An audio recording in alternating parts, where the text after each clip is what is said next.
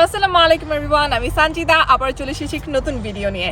So আপনাদের common কিছু প্রশ্ন থাকে আমাদের কাছে যে আপু কত সিজিপিএ হলে আমরা অ্যাডমিশন পাবো, কত সিজিপিএ হলে আমরা স্কলারশিপ পাবো, এমওআই দিয়ে কি অ্যাপ্লিকেশন করা যাবে, এবং নানান ধরনের কিছু বেসিক কোয়েশ্চেন যেগুলো আমি জানি যে সবাইকে খুবই ভাবায়। এবং আজকে ওইসব প্রশ্নের উত্তর বের করতে আমি যাচ্ছি মেমোরিয়াল ইউনিভার্সিটি অফ নিউ ফাউন্ডল্যান্ড, যেটা কিনা আমার ইউনিভার্সিটি, এবং সেখানে আমি একজনের সাথে কথা বলবো যিনি কিনা বহু বছর ধরে এই অ্যাডমিশন প্রসেসের সাথে রিলেটেড এবং অনেক অ্যাপ্লিকেশন তিনি দেখেছেন এবং অনেকজনকে অ্যাকসেপ্ট করেছেন বা রিজেক্ট করেছেন। সো কী কী বিষয়ের উপর নির্ভর করে কোনো একটা অ্যাপ্লিকেশন অ্যাকসেপ্টেড হয় কিংবা রিজেক্টেড হয় সেটা জানতে চলুন আজকে চলে যাই আমাদের গেস্টের সাথে কথা বলতে। Let's get started.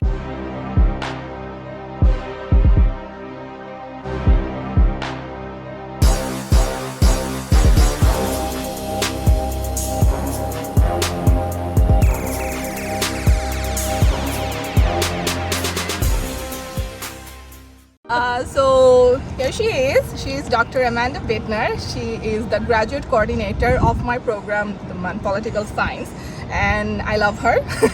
You guys may know that because I post pictures and stuff. News to me.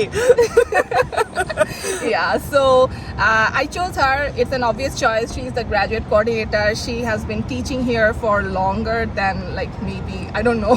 Since the dawn of time. Yeah, it's like very long, and she has gone through many students and many, I think, applications so far, and I think she's the right person to answer the question that I'm gonna ask.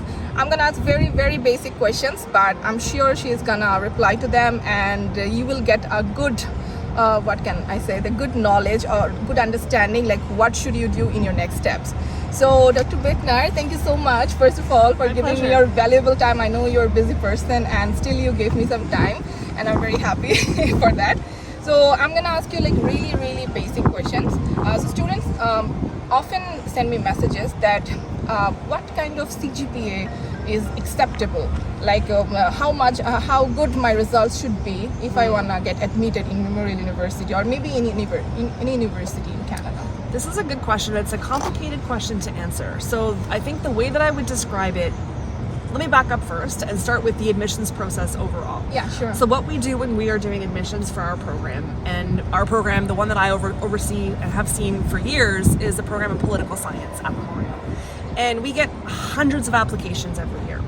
So when you say what's the minimum, it really depends on the applicant pool to some extent. Yeah. So some years we have incredibly high achieving, brilliant students, and lots of them, which means that the sort of baseline GPA that we accept is actually much higher than other years, for example. So that can waver from year to year depending on who else has applied.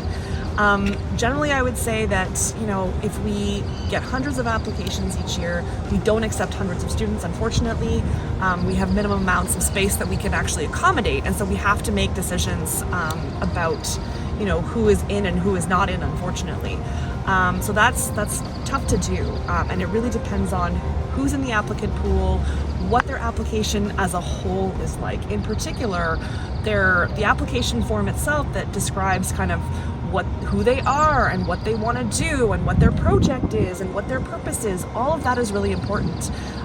And I think that a lot of students who are applying to universities don't realize how important that is in itself. That application form that outlines all of your plans and why you want to be here and what you want to do and who you want to work with and why, that's essential.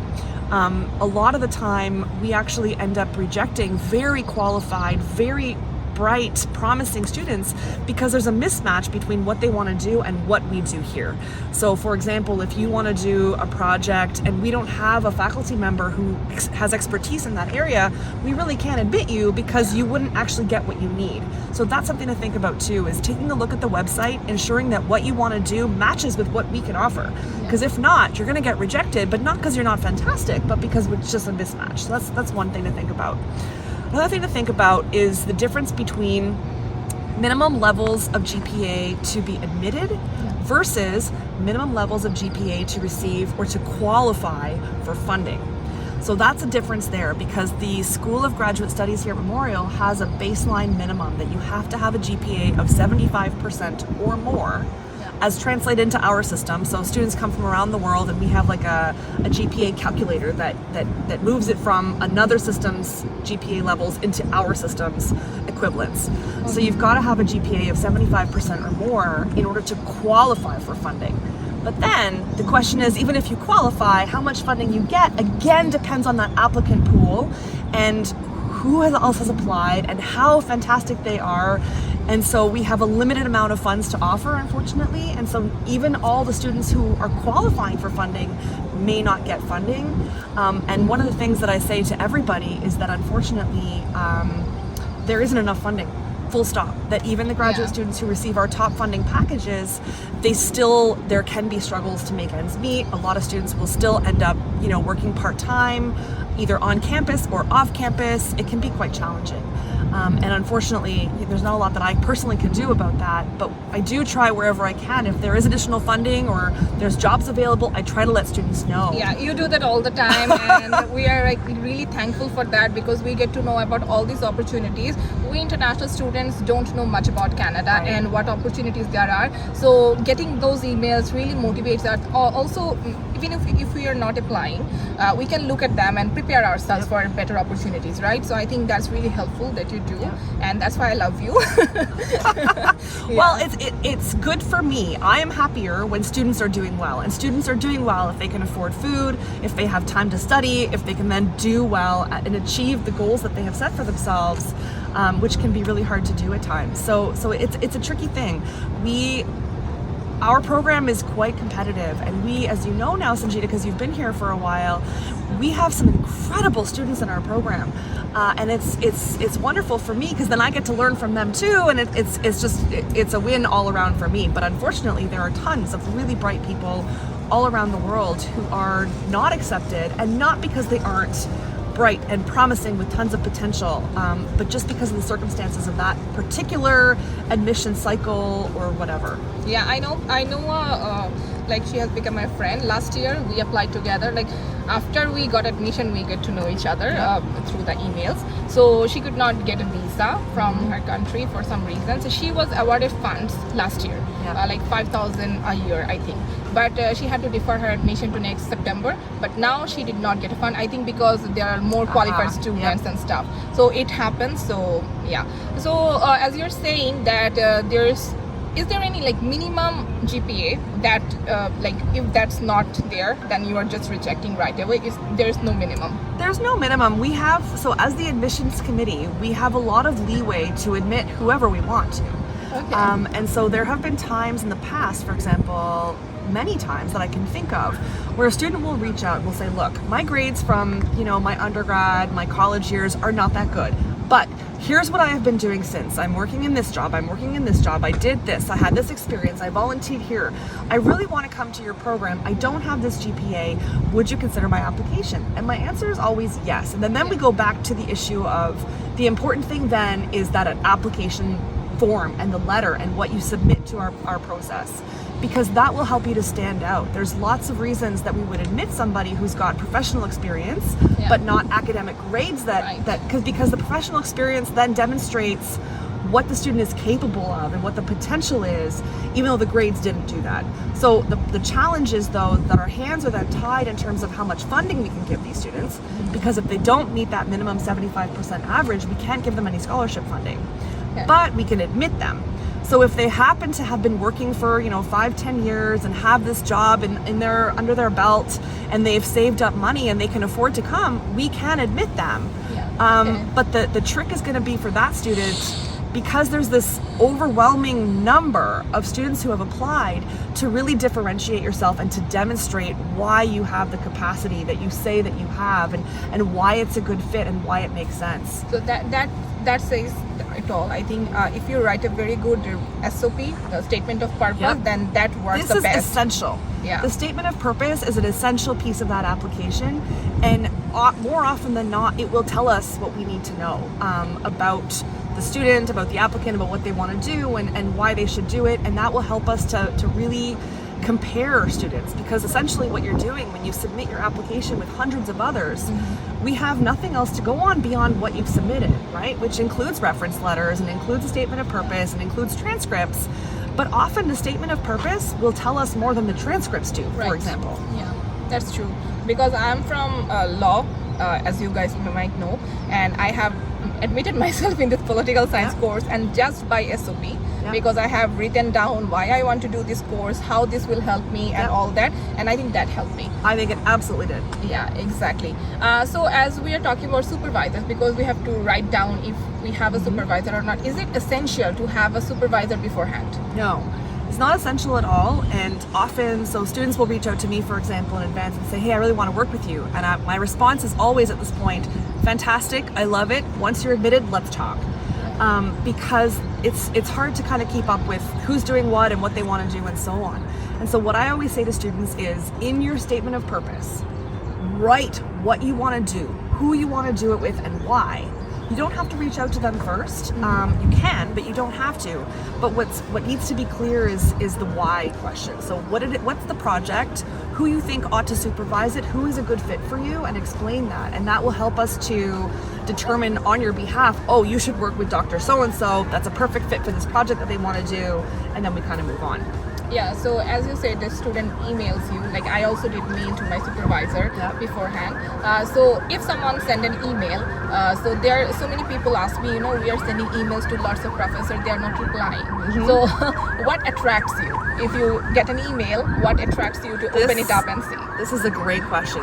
So I have a lot of emails in my inbox, and it's a source of great anxiety for me on a daily basis, the amount of emails that I get. And so what I would say is it's difficult to keep up with them, right? So the emails that you can most easily respond to are the ones that are clear, that have a clear goal with a clear question that has an answer. So one of the number one kinds of emails that people tend to send is emails, for example, that say, hi, I'm really keen to join your program. Can you please tell me how? And so I don't have enough time in the day to answer these emails, right? When the answers are actually on our website. Right. And so what will differentiate you as a person who's emailing is somebody who has prepared questions that aren't easily answerable by information that is publicly available. That has a clear purpose that is related to that individual. So it's different for me, whereas I'm the grad coordinator. I get a lot of emails about the program overall and guidance and I'm happy to answer those emails. I get more email than I can keep up with. I will definitely say that. So there's emails that slip through and that I don't see, and it's a terrible situation. But I try as much as possible to, when I get emails that are specific and that are clearly meant for me, that I respond with whatever answers I can get. Yeah, so for example, if the subject area is if they write we are interested to be in your supervision or supervision needed, then that attracts you, right? Then you will open up and see me. Totally. Right? Yeah. Okay, so maybe I will upload a format like how I did this. I think beautiful. I have done already, I think, but I will do it again, okay, for your convenience. Yeah, so I think let's see what are my questions. But yeah, my number one piece of advice on that one is to ensure that the questions that you're asking are not easily answerable elsewhere. That you would have, if you searched for 4 seconds, you would have found the answer already. Right. So another questions many people ask me that if, for example, if the student has not sit for IELTS exam, for example, because English is not our first language, but the medium of instruction in their bachelor program was English. So in that case, will you give admission to these students? Yes. They don't need the test for that. So if your language of instruction for your degree was in English, you should be fine. Okay, that's great. I think many people will be very happy to know that, because it's expensive and no one Well, wants but to... also you speak English, you write English. That is and that's the only reason that we have that test, is because we want to ensure that the students will thrive when they're in the program. And also I think that in the statement of purpose, it shows that how well someone can write, Absolutely. right? Yeah, exactly. So I think, MOI is accepted, as you can see. And also, let's see, what else can I ask to you? So for example, if I ask you, I'm from a different background, so you are also, I think, responsible for gender and politics, gender studies. So if someone wants to get admitted in political science or gender studies and they are from different background, what backgrounds do you accept in general, maybe? Oh, you mean like professional backgrounds? Professional, or maybe in bachelor's they have not done gender studies, or they have not studied political science like me. So in that case, what That's do you a good question. So I can't really speak for gender studies because I think that their admissions process is a little bit different from ours in political science. But what I can say is that in political science, we are very happy to accept students from what we call cognate disciplines.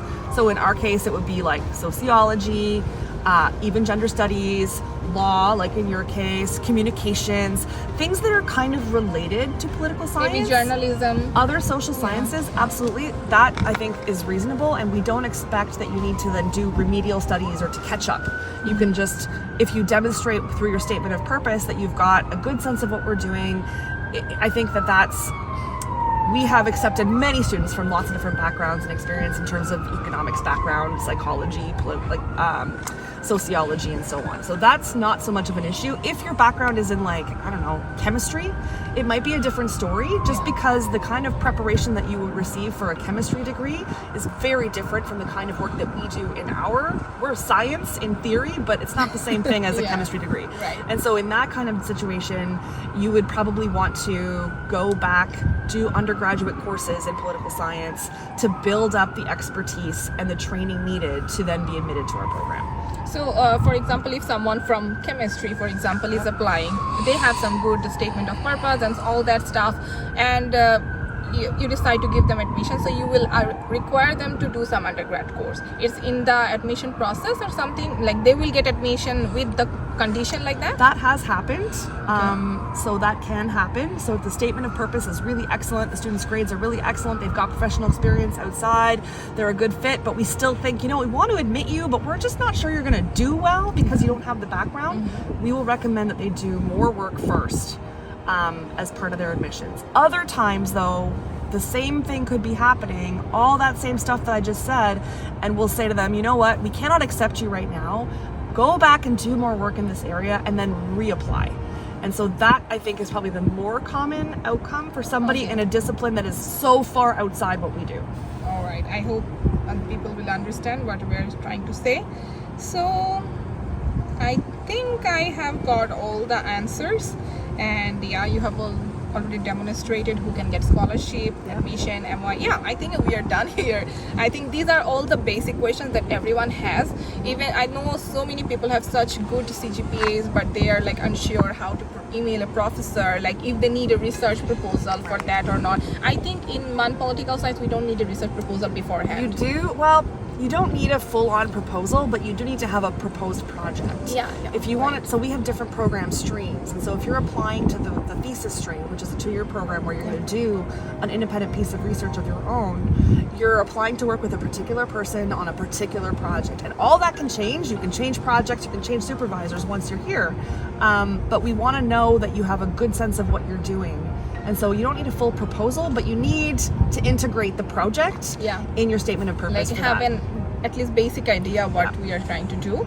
I think we can end the video here. It's getting longer, but I think people have people got so much information that they are looking for, and from the authentic source, like she is doing it. So if you're applying to Memorial Political Science, might be she will be like looking at your applications or something. So I hope the video was helpful, and any last words maybe to our Bangladeshi students? I would say, good luck. It's very challenging to fill in all the forms and to make sure you've got all your parts filled in properly and so on. And you want to think of it as you're trying to demonstrate to the admissions committee who you are, what you want to do, and why. But keep in mind, too, that you want it to be a good fit. You don't want to pretzel yourself into something that you're not. So you want to find a program that fits with what you actually want to do. You don't want to fit yourself into a program. There's a program for everybody out there, and the trick is just finding the right one. Right. So I think we will end the video here. I hope you guys have liked it. So we'll meet you in next video. For then, goodbye.